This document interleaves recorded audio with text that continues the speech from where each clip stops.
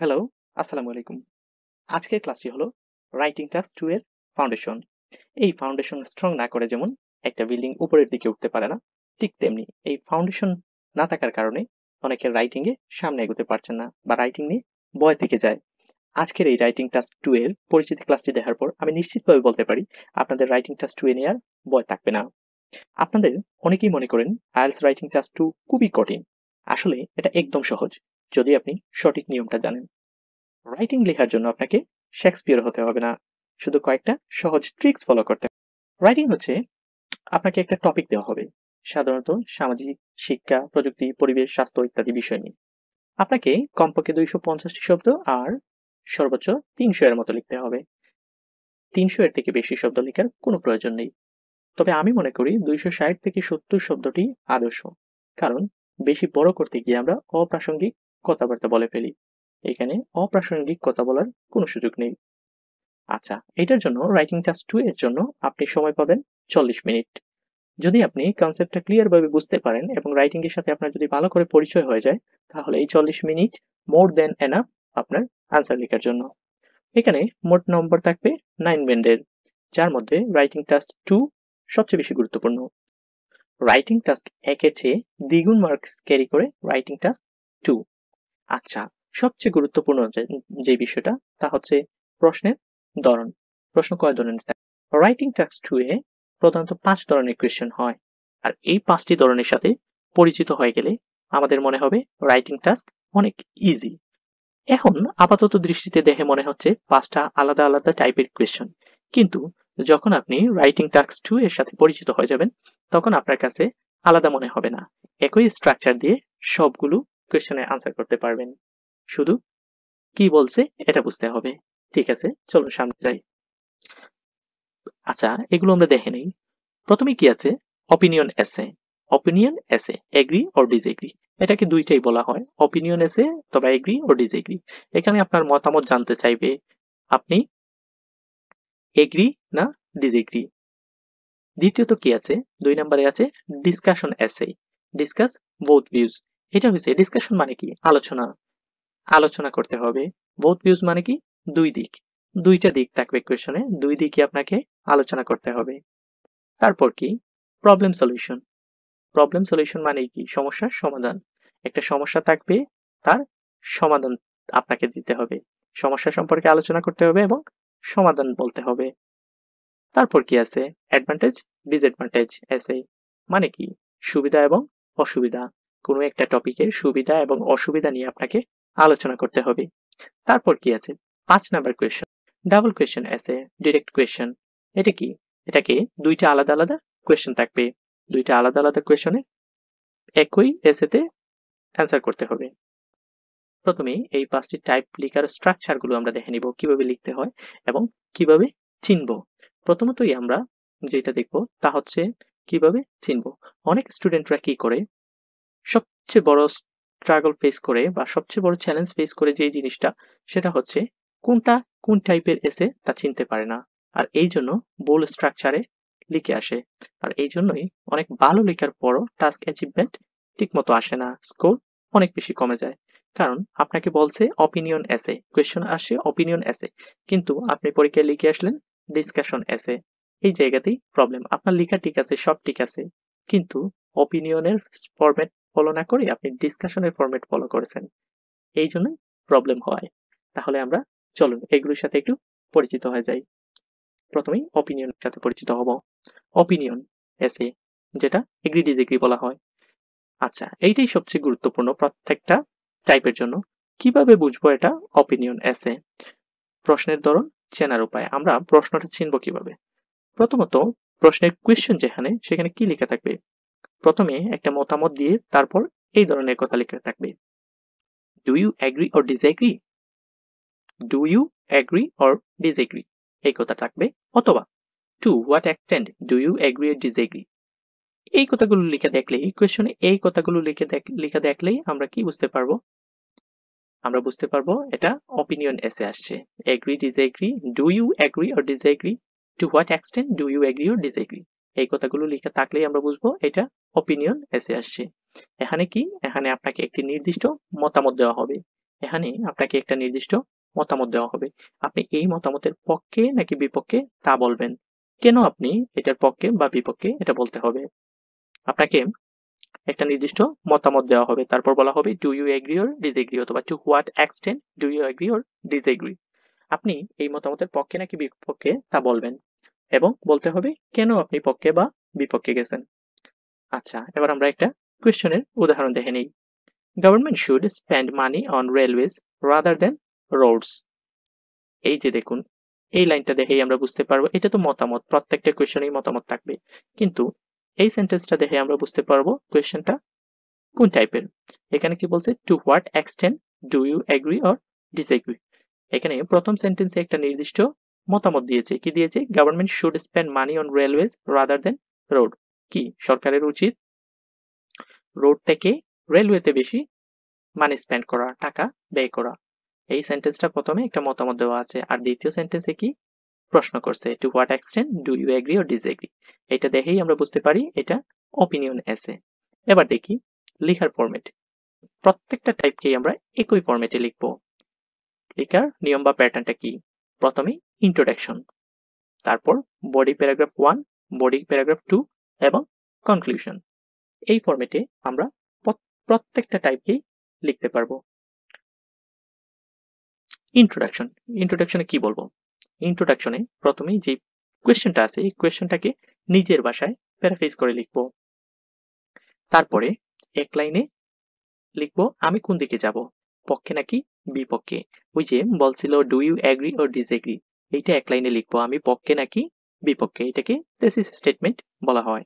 তারপর body paragraph 1, এটা opinion এসে এর ক্ষেত্রে। বডি প্যারাগ্রাফ 1 এখানে কি লিখবো, পক্ষে বা বিপক্ষে আপনার প্রথম যুক্তি এবং উদাহরণ।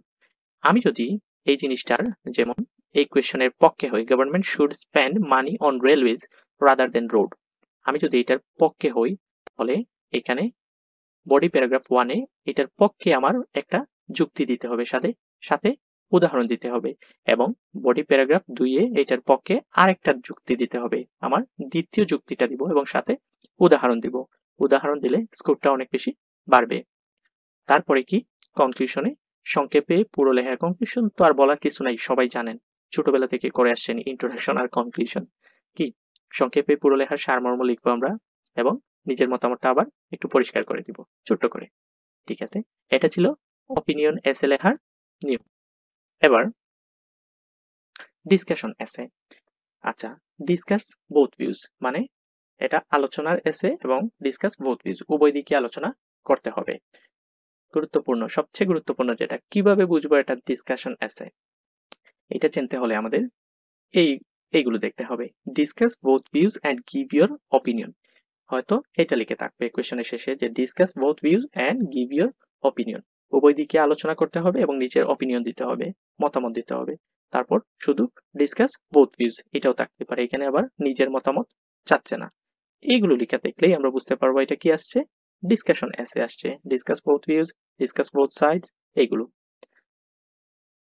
প্রশ্নে দুইটি ভিন্ন মতামত থাকবে, এখানে দুইটি ভিন্ন মতামত থাকবে, এই জন্যই লেখা ডিসকাস বোথ সাইডস বা ডিসকাস বোথ ভিউজ।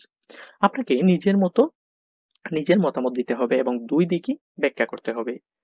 আচ্ছা, একটা উদাহরণ, some people believe that unpaid community service should be a compulsory part of high school programs, others disagree, discuss both views and give your opinion। এখানে both views আসলো কোথা থেকে, দেখুন, some people believe that কিছু মানুষ বিশ্বাস করে যে unpaid community service should be a compulsory part of high school।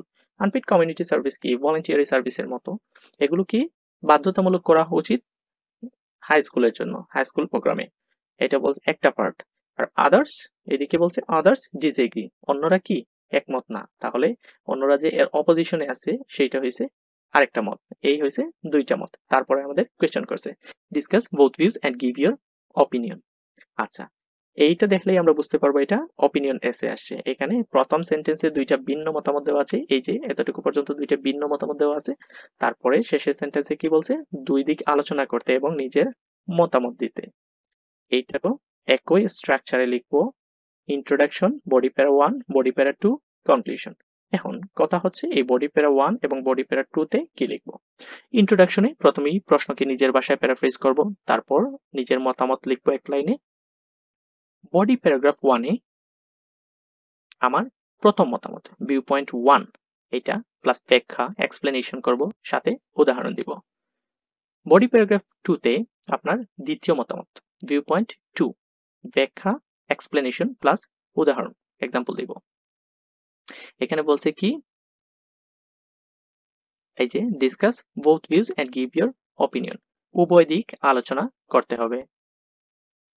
তো এখানে কি প্রথম মতামত নিয়ে আলোচনা করব বডি প্যারাগ্রাফ 1 এ এবং দ্বিতীয় মতামত নিয়ে আলোচনা করব বডি প্যারাগ্রাফ 2 তে।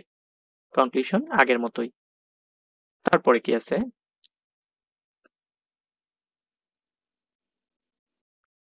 প্রবলেম সলিউশন এসে, প্রবলেম এন্ড সলিউশন এসে।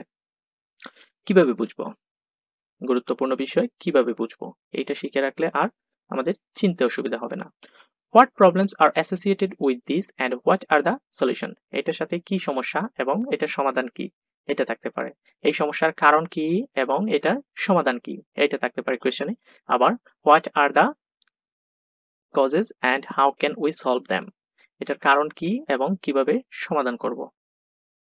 আচ্ছা, এখানে একটা নির্দিষ্ট সমস্যা দেওয়া হবে, প্রথমে একটা সমস্যা দেওয়া থাকবে, আপনাকে এই সমস্যার কারণ ও সমাধান ব্যাখ্যা করতে হবে। একটা এক্সাম্পল দেখি, কোয়েশ্চনের example, many cities are facing serious traffic congestion problem. Many cities, অনেকগুলো সিটি কি করতে কিসের সম্মুখীন হয়েছে, ট্রাফিক জ্যামের সঙ্গে, ট্রাফিক সমস্যার সম্মুখীন হয়েছে, এটা হয়েছে একটা প্রবলেমস। হ্যাঁ, এখন কোয়েশ্চন হয়েছে কি, what are the causes of this and what are the solution, এটার কারণ কি এবং এটার সলিউশন কি, সমাধান কি, এটা আমাদের কোয়েশ্চন। এটা দেখে আমরা কি বুঝবো, এটা প্রবলেম এন্ড সলিউশন আছে। আচ্ছা, এখানে প্রথম সেন্টেন্সে নির্দিষ্ট সমস্যার কথা বলছে, এই যে ট্রাফিক কনজেশন প্রবলেমস, আর দ্বিতীয় সেন্টেন্সে সমস্যাটির কারণ ও সমাধান জানতে চেয়েছে আপনাদের কাছে। আচ্ছা, এটা লেখার pattern same pattern, introduction, body প্যারা 1, বডি প্যারা 2, কনক্লুশন। আচ্ছা, ইন্ট্রোডাকশন ঠিক আগের মতোই লিখবো, আর এসেতে সমস্যার প্রধান কারণসমূহ ও সমাধান বলবেন এটা লিখে দিবেন। আমি যে এই এসেতে সমস্যাগুলোর কারণ বলবো এবং সমাধান বলবো এটা লিখে দিব। আমরা স্ট্রাকচারটা দেখলে, একটা মডেল আনসার দেখলে বুঝতে পারবো। আচ্ছা, বডি প্যারা, এটার বডি প্যারা 1 এ কি বলবো, সমস্যার কথা বর্ণনা করবেন। প্রথমেই জানতে চাইছি এই সমস্যার কারণটা কি, এটাই আমরা বলবো, সমস্যার কারণটা বর্ণনা করব এবং সাথে এক্সাম্পল দিব। দ্বিতীয় বডিতে এটা সমাধানের উপায় বর্ণনা করব, সাথে এক্সাম্পল দিব। কনক্লুশন তো আগের মতোই লিখবো। দেখুন, এখানে প্রথমে সমস্যার কারণ বর্ণনা করব, সাথে উদাহরণ দেব এবং পরে সমাধানের উপায় বর্ণনা করব, ঠিক যেমনটা কোয়েশ্চনে জানতে চেয়েছিল, what are the causes of this and what are the solution. তো এই কারণগুলো প্রথমে বলবো এবং পরে সলিউশনটা বলবো। এবার পরবর্তীতে যাই, অ্যাডভান্টেজ এন্ড ডিসঅ্যাডভান্টেজেস এসে। কিভাবে বুঝবো, what are advantage and disadvantage essay, এখানে কি what are advantage and disadvantage. আচ্ছা, এখানে এসেটা লেখা হবে না, এটা কেটে দিতে হবে। আচ্ছা, থাক, এটা এতটুকু বলবে শুধু, what are advantage and disadvantage, এটার কি উপকারিতা এবং অপকারিতা জানতে চাইবে। তারপর do the advantage outweigh the disadvantage, অধিকাংশ ক্ষেত্রে এইটা থাকে কোয়েশ্চনে, do the advantage outweigh the disadvantage, সুবিধাগুলো কি অসুবিধার থেকে বেশি গুরুত্বপূর্ণ, এই ধরনের প্রশ্ন থাকবে। একটা বিষয় থেকে উপকারিতা এবং অপকারিতা ব্যাখ্যা করতে হয়, কখনো কখনো সিদ্ধান্ত নিতে বলা হয়, উপকারিতা বেশি নাকি অপকারিতা বেশি। আচ্ছা, কোয়েশ্চনটা দেখে নেই, একটা উদাহরণ, some people believe that online education is more beneficial than classroom education, do the advantage outweigh the disadvantage, কি বলছে, some people believe that online education is more beneficial than classroom education, do the advantage outweigh the disadvantage। প্রথম সেন্টেন্সে একটা নির্দিষ্ট মতামত দেওয়া আছে, এই যে মতামত দেওয়া আছে, কি মতামত দেওয়া আছে, কিছু মানুষ বিশ্বাস করে যে অনলাইন এডুকেশন, অনলাইনে শিক্ষাটা কি ক্লাসরুম থেকে অনেক বেশি উপকারী, বেনিফিশিয়াল। আর কি, আমরা এটার সুবিধা বেশি নাকি অসুবিধা বেশি এটা জানতে চাইছি। আর দ্বিতীয় প্রশ্নে উপকারিতা বেশি নাকি অপকারিতা বেশি জানতে চাইছে দ্বিতীয় সেন্টেন্সে। এটার কি স্ট্রাকচার, লেখার নিয়ম বা প্যাটার্নটা ঠিক আগের মতো, ইন্ট্রোডাকশন, বডি প্যারা 1, বডি প্যারা 2, কনক্লুশন। বডি প্যারা 1 এ কি বলবো, উপকারিতার কথা বর্ণনা করব, উদাহরণ এক্সাম্পল দিব। বডি প্যারা 2 তে অপকারিতার বর্ণনা করব এবং উদাহরণ দিব। আচ্ছা, এটাতে বডি প্যারা 1 এ আমরা উপকারিতার কথা বর্ণনা করব, বডি প্যারা 2 তে অপকারিতার কথা বর্ণনা করব। আর প্রশ্নে নিজের ভাষায়, প্রথমেই তো সবগুলোতেই নিজের ভাষায় প্রশ্নকে প্যারাফ্রেজ করতে হবে। তারপর এখানে যদি মতামত চায়, মাঝে মাঝে মতামত চায় এটাতে, আবার মাঝে মাঝে চায় না। যদি চায় তাহলে নিজের মতামতটা দিয়ে দিব ইন্ট্রোডাকশনে। অনেকে আবার সবগুলো কোয়েশনের প্যাটার্নেই নিজের মতামত যেগুলোতে দিতে হয় ওইটাতে আলাদা একটা প্যারা নিয়ে নিজের মতামত দেয়, কিন্তু আমি সাজেস্ট করব আলাদা প্যারা না নিয়ে ইন্ট্রোতেই নিজের মতামতটা দিয়ে দিতে, যাতে ইন্ট্রো পড়েই এক্সামিনার নিশ্চিত হয়ে যায় আপনি কোন দিকে যাচ্ছেন এবং আপনি কি নিয়ে লিখতে যাচ্ছেন। এটাই আমার কাছে সুন্দর মনে হয়। আচ্ছা, এবার পরবর্তী কোয়েশনে যাই। লাস্ট, ডাবল কোয়েশন এসে, ডিরেক্ট কোয়েশন। এটাতে দুইটা কোয়েশন থাকে একসাথে। কিভাবে বুঝবো? আচ্ছা, there will be two different question in one topic. এখানে দুইটা ডিফারেন্ট কোয়েশন থাকবে। আচ্ছা, question with two part often start with, question দুইটা পার্টের কোয়েশন প্রায় কি দিয়ে শুরু হয়? why, what, do you think, এগুলো দিয়ে অধিকাংশ ক্ষেত্রে শুরু হয় কোয়েশনটা। আচ্ছা, প্রশ্নে দুইটি আলাদা প্রশ্ন থাকবে। আচ্ছা, আপনাকে উভয় প্রশ্নের আলাদা আলাদা উত্তর দিতে হবে। একটা এক্সাম্পল দেখি, today more people are travelling than ever before. এখন কি, বর্তমানে অনেক বেশি মানুষ, আগের থেকে অনেক বেশি মানুষ ট্রাভেলিং করে, ভ্রমণ করে। Why is this the case, এটার কারণ কি? একটা কোয়েশ্চেন, এটা আলাদা একটা কোয়েশ্চেন। তারপরটা কি, what are the benefits of travelling for the travellers, travelling ভ্রমণটা কি ভ্রমণ পিপাসুদের জন্য কি বেনিফিটস নিয়ে আসে, বা তারা কি বেনিফিটস পায় এটা থেকে। দুইটার আলাদা আলাদা প্রশ্ন করেছে। আচ্ছা, এবার এইটা লেখার স্ট্রাকচার দেখে নেই। Intro, body 1, body 2, conclusion. ইন্ট্রোতে প্রশ্নকে নিজের ভাষায় লিখে দিব, দুইটা সেন্টেন্সকে নিজের ভাষায় লিখে দিব প্যারাফ্রেজ করে। তারপরে বডি 1 এ সিম্পলি প্রথম প্রশ্নের উত্তর দিয়ে দিব, বডি 2 তে সেকেন্ড প্রশ্নের উত্তর দিয়ে দিব। এই শেষ। এটা খুবই সহজ, দুইটা কোয়েশ্চেন করছে, দুইটা কোয়েশ্চেনের অ্যান্সার দিব আমরা। এক কনক্লুশনে পুরো লেখার সারমর্ম লিখে নিব, দুইটাকে সমন্বয় করে সারমর্ম লিখে নিব। আচ্ছা, এখন যদি আমি বলি একজন স্টুডেন্ট শুধু বেসিক সেন্টেন্স লিখে 6.5 পেতে পারে, আপনি কি বিশ্বাস করবেন? হ্যাঁ, একদম বেসিক স্ট্রাকচার দিয়েও 6.5 সম্ভব। কারণ কি, তার মনে গেঁথে গিয়েছিল স্ট্রাকচারটা, কিভাবে লিখতে হবে, কোন টাইপ। এখন অনেকে আছে খুব কঠিন ভোকাবুলারি, কঠিন গ্রামার, প্যাসিভ, তারপর কমপ্লেক্স, কম্পাউন্ড, এইগুলো ব্যবহার করে কঠিন করে লেখছে, কিন্তু কি সে 5.5 পেয়েছে। এর কারণ কি? এর মূল কারণ হয়েছে সে বেসিক স্ট্রাকচার যেটা আছে এই স্ট্রাকচারটা ফলো করেনি। স্ট্রাকচার ফলো না করার কারণে কি করছে, সে কঠিন জিনিসপাতি লেখার পরও সে কাঙ্ক্ষিত স্কোর পায়নি। আরেকটা কথা, এসে লেখা অনেকটা কিসের মতো, মনে করেন একটা সাইকেলের মতো। এই এসে লেখাটা অনেকটা বাইসাইকেল চালানো শেখার মতো। আপনার বাইসাইকেল চালানো শিখছেন না, প্রথমে কষ্ট লাগে, প্রথমে মনে হয় আমি পারবোই না, পারবো না, পরে গেলে বেতার লাগে, বারবার পড়তে হয়, কিন্তু একবার শিখে গেলে আর কখনো বলা যায় না এটা। ঠিক রাইটিং টাস্ক টুটা বা রাইটিংটা এইরকমই। একটা এসে প্রতিদিন লিখুন, প্রত্যেক দিন মিনিমাম একটা এসে লিখুন, দেখবেন, বিশ্বাস করেন, মাত্র 1 মাসে আপনি আর নিজেকেই চিনবেন না। দেখবেন আপনি সবগুলো, যে কোনো এসে আসলেই আপনি পারছেন। আপনাকে এখানে পারফেক্ট ইংলিশ লিখতে হবে না, কিন্তু কি করতে হবে, স্ট্রাকচার ঠিক রেখে প্র্যাকটিস করে যেতে হবে। দেখবেন আপনার কাছে আর ভয় থাকবে না। সবশেষে একটা কথা বলবো, আইএলটিএস রাইটিং কঠিন নয়, এটা একটা স্কিল। একবার ফরম্যাট বুঝে গেলে এই এসে এক ফ্রেমে, সবগুলো এসে এক ফ্রেমে বসানো যায়। আপনারা প্র্যাকটিস করলে দেখবেন আইএলটিএস রাইটিং আপনাদের কাছে সবচেয়ে ইজি পার্ট হয়ে গেছে। সাথে থাকার জন্য ধন্যবাদ। দেখা হচ্ছে ইন্ডিভিজুয়াল ভিডিওগুলোতে। আমার পরবর্তী ভিডিওগুলোতে প্রত্যেকটা টাইপের উপর, আইএলটিএস রাইটিং টাস্ক 2 এর প্রত্যেকটা টাইপ, 5 আলাদা আলাদা টাইপের উপর আলাদা আলাদা সলিউশন ভিডিও থাকবে। প্রত্যেকটা কিভাবে লিখতে হবে আলাদা আলাদাভাবে আলোচনা করব। আশা করি ওই ভিডিওগুলো দেখার পর আর আইএলটিএস রাইটিং টাস্ক 2 এর প্রতি ভয় থাকবে না। ধন্যবাদ। আসসালামু আলাইকুম।